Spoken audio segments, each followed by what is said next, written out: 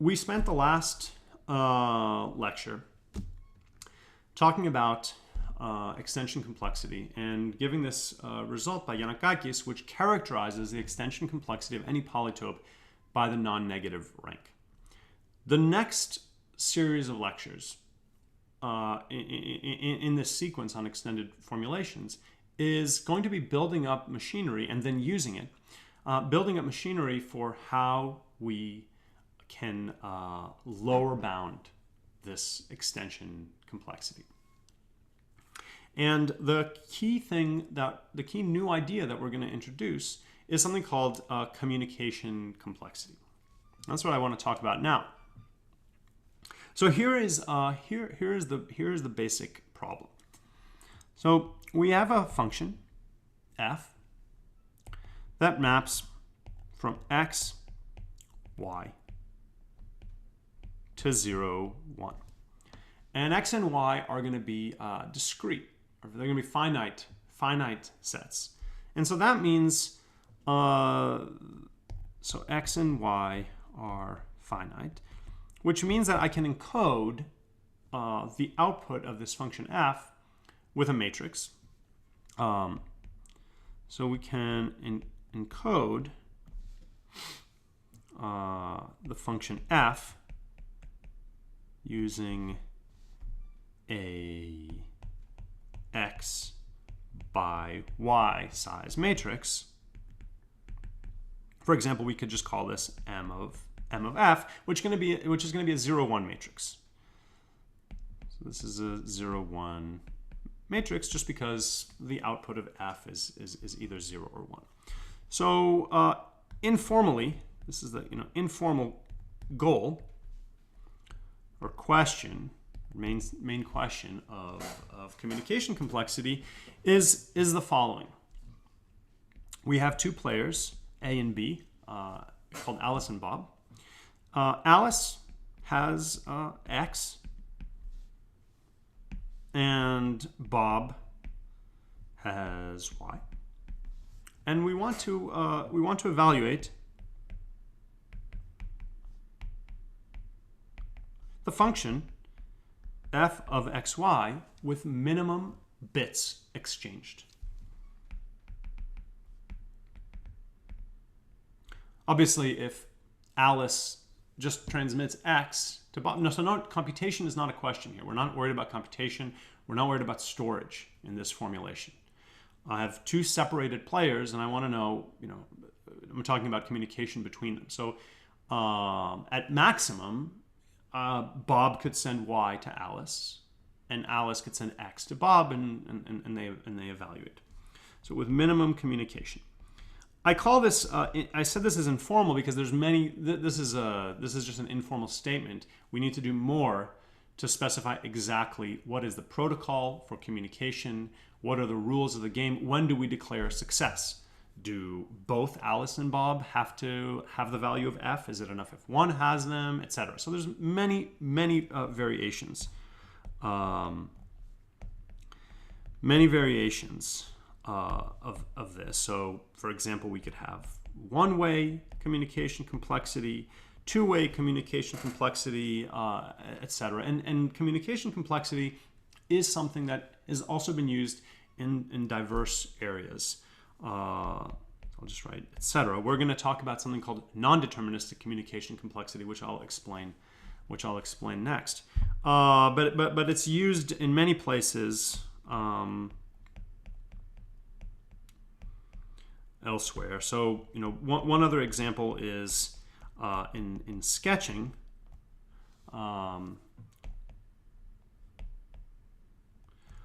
You have a matrix, and I want to approximate some aspect of its action by, say, a low-rank matrix or a sparse matrix.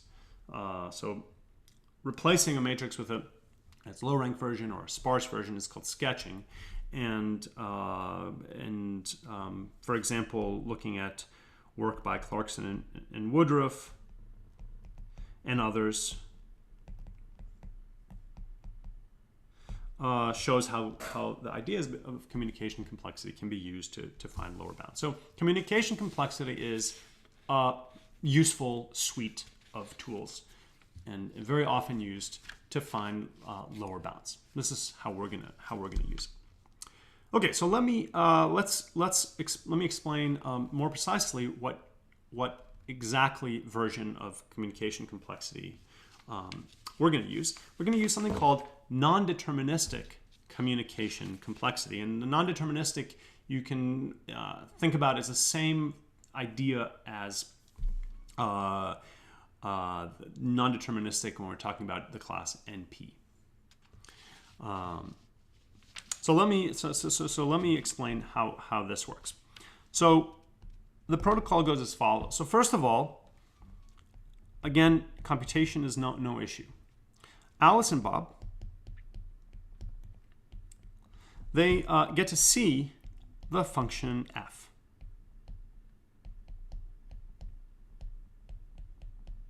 And hence they get to see the entire matrix. So, and hence the matrix M of f. And they get to do anything they want at this point. They're together. They can do anything they want. They can collaborate, whatever it is, communicate, compute, without limit. But then they're separated. So they separate. And now they receive an x and y. And the goal is to compute.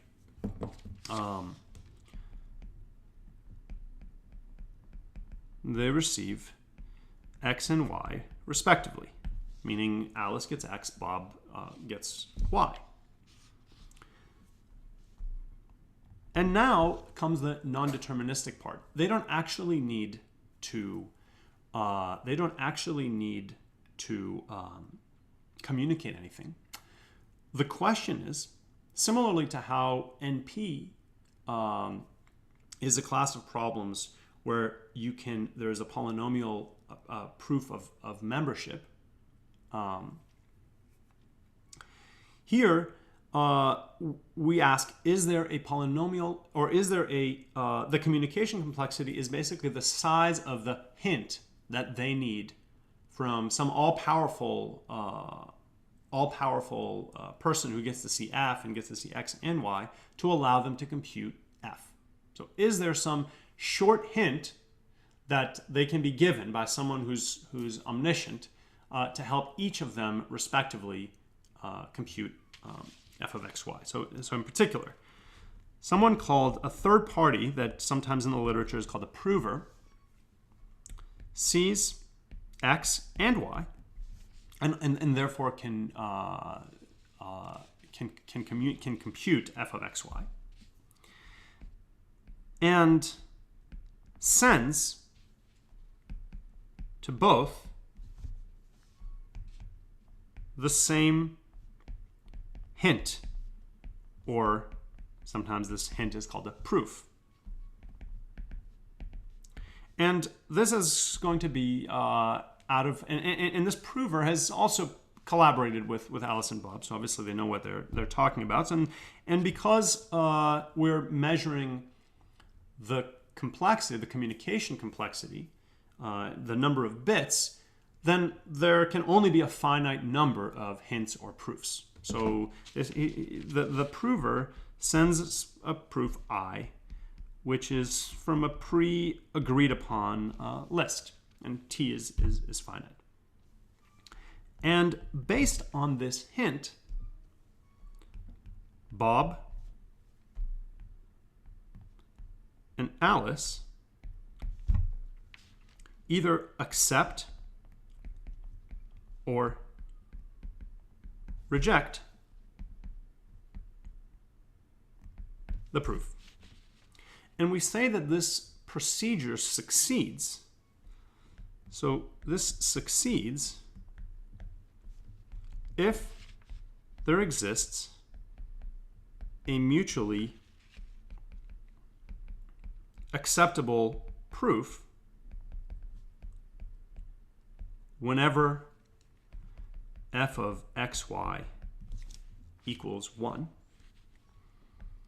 and otherwise, and there exists a non-mutually acceptable proof. In other words, there exists a proof, a hint, that either Bob or Alice will reject when, or both, when f of xy is equal to 0. So this is the idea. So let me give kind of a very brief, very small example.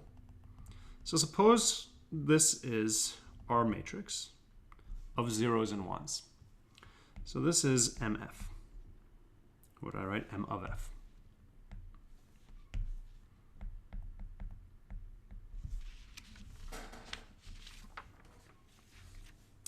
And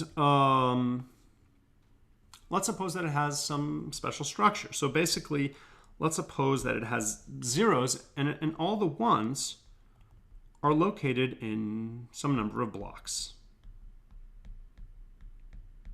I guess I'll take away the outline. So there's some ones there.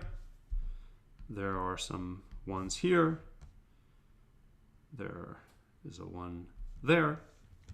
Let's say that's it. So there's just 3 blocks. So what would Bob and Alice do that would help them? So what's going to happen? Basically, Alice is going to get a row of the matrix, and Bob is going to get a column of the matrix, and they want to know whether the intersection is a 1 or a 0. So you can see that in this case, we only need log 3 bits to help them resolve this. So we only need 3 hints because Bob and Alice get together and they see these 3 blocks and they're going to call them block 1, block 2, block 3, and they're going to write down their respective coordinates. So they know all about that. And then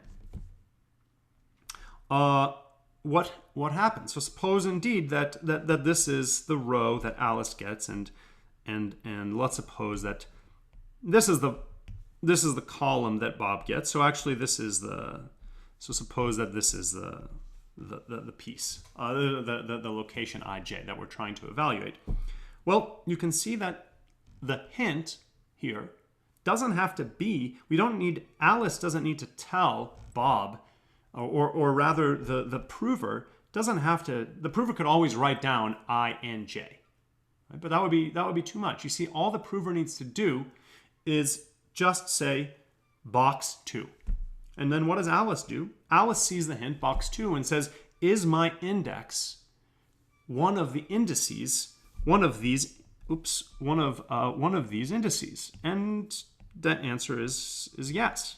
She'll check, is that it? And the answer is yes for her. Therefore, the proof is acceptable. And Bob will check, is my index one of those? And he'll see the answer is yes. And therefore, the proof is mutually acceptable to both.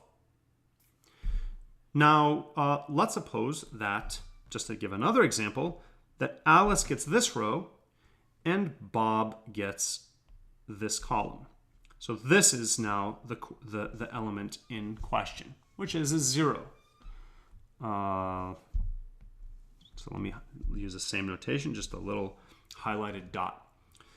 Well, now the prover will output 1 as the hint. And Alice will check, is my index in the indices corresponding to box 1? Yes, the proof is mutually acceptable to her. Bob will check, and no, Bob's index is here, and it's therefore not in this region, which would be the indices corresponding to box 1. So this is not acceptable to Bob, and Bob says 0.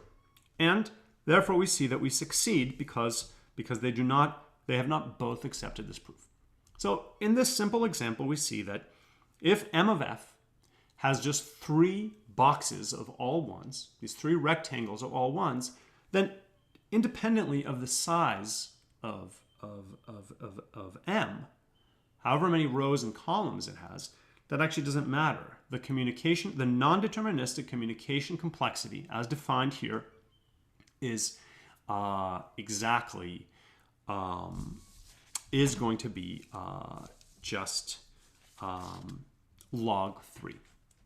That's the number of bits that I need so that the prover can send hints or proofs, either proof 1, proof 2, proof 3.